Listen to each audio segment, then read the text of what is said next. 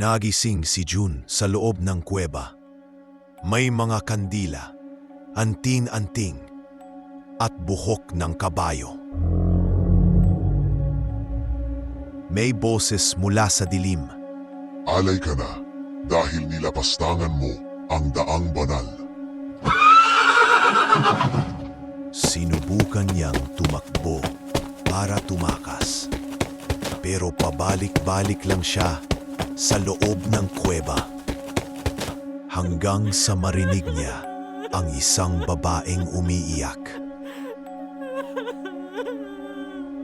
Nang lapitan niya ito, bigla na lang itong nagsalita ng, Ako rin, Alay. sabi nito, Wala ka ng takas. sa labas ng kuweba ay tuluyan ng lumakas ang ulan. Ni isang sasakyan ay walang dumaan sa kalsadang yon.